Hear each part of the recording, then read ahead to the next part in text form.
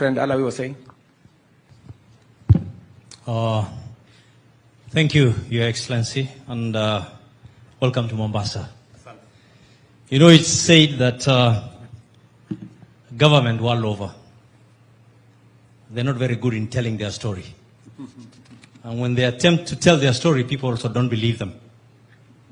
So we are honored that you've invited us to address us and to answer, in fact, no censored questions, which to me is a great thing. And you just described the democracy we enjoy in this country, which we don't take for granted. So thank you very much, Your Excellency. You know, I sleep, I dream tourism. And you're very passionate about creating jobs and employment for young men and women. Tourism is the easiest vehicle available to you and to your government in creating employment for our people. Kenyans are overall warm and friendly people. The other day I said, while other countries struggle with attitude issues, Kenyans, you don't have to teach them how to smile. It's natural. Kenyans and Swahili language is the only language that puts a foreigner and a guest on the same pedestal, and we call them wageni. We treat them well. We are looking at 2.5 million arrivals this year. And we struggled for a long time, Your Excellency, to hit even 2 million. Where I sit, and with my colleagues here, there is no reason why we cannot hit 3.5 million. We don't hit 4.5 million. And by the time we're hitting 2027, there's no reason why we should not even hit 5 million. No doubt. But Your Excellency, for us to do that, there are a few things that we need to do. And we call it the low-hanging fruits. No sweat. Very easy things. Number one is accessibility to our country. You know, international tourism, for them to get here, Kenya is considered a long-haul destination. Anything above 5 hours is a long haul. Morocco, Algeria, Egypt are considered short haul, which is 4-5 hours. Kenya and South Africa are sub-Saharan, so we hit 8 hours and above. Now, coming to air connectivity is a big challenge. But I must also commend our national carrier. I'm one of the critics of our national carrier. But let me also tell you, Your Excellency, the day we don't have a national carrier is the day we will be spending transit time in Dubai for 11 hours. Ethiopia will be holding us for 14 hours to connect to another country. But as long as they know we have an airline, they'll never mistreat us. And one thing also we don't know is that our national carrier, despite all its challenges, is the biggest source of passengers into Kenya. 60% of the people coming to Kenya actually come aboard KQ. In a single day, they have between 110 and 130 flights daily. All the rest put together don't even hit 45%.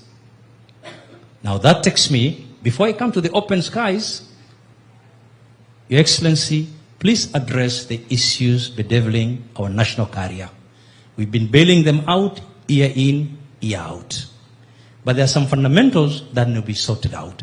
As a national carrier, they are not given priority at our airports, both JKA and Moi International. When you go to Ethiopia, Ethiopian Airlines is given red carpet. BA is given red carpet at Heathrow, but KQ does not get that. Coming to open skies, and specifically for Mombasa, and we've been fighting for a long time, Your Excellency. 2007, 2008, we were getting 42 charters a week, but the charter business is dying. We now need to replace them with scheduled flights. The likes of Turkish, the like of Qatar were flying into Mombasa, but after COVID, they were denied the license.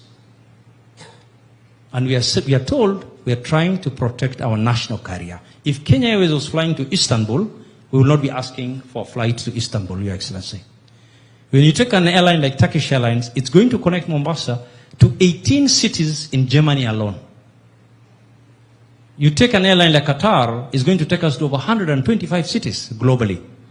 That is direct to Mombasa. And we appreciate that you approved Fly Dubai to come into Mombasa. And that is one key thing that we need to do. Next is tourism investors. Your Excellency, good news is we have a lot of people who are willing to come and invest in Kenya today. Beach hotels. But guess what? Getting land is a nightmare. Getting land is a nightmare. When you go to Diani today, and you go from Indian Ocean Beach Club all the way to Galu, you'll find a lot of parcels of land that are still empty. 10 acres, 20 acres, 30 acres. Your Excellency, most of these guys were allotted this land at independence. They were allotted this land, second president when he came into power. Zanzibar, next door, will not allow you to sit on a piece of land for more than 3 years. You either develop it or you surrender it back to government and somebody takes it. So Your Excellency, as we sit now here, we have had investors who came here, they've disappointed and they've had to move elsewhere because getting land is just next to impossible. And when you get the price people are asking for, and yet they were allotted for free, and they sat on it for 40 years and they did nothing with it. So Your Excellency, that is something we really need to address. We've already brought it to the attention of Her Excellency the Governor, Kwale, and she's committed to address this. As we address that challenge, Your Excellency, another big challenge we're facing, because it's going to impact negatively on our efforts to create employment. Prime beach plots are being subdivided into quarter acres, into half acres. When you put 20 homes, the most you can do is employ a guard and a housemaid. That's it. When you take a 10-acre plot and you put up 150 rooms, you're looking at 300 young men and women who have been employed. And the taxes that go to government is big time as well. So those are issues that we'd like you to address. And then finally is the visa and ETA that you gave us. ETA, our plea is this: select countries. Can you give them ETA on arrival? Thank you, Your Excellency. Thank you very much, Hersi. I thought you were going to give me some credit that your hotels are between 80 and 90% full. Isn't that true? That's why, Your Excellency, I said we are going to hit 2.5. We will even go to 3.5. We've done very well. And we can't thank you enough. Thank you. Thank you, Hersi. Just just allow me 1 minute to agree with my friend Hersi that we can say many things, but Kenya is going places. You may not want to agree with me. We moved the numbers in 2020. In 2022, we were at 1.4 million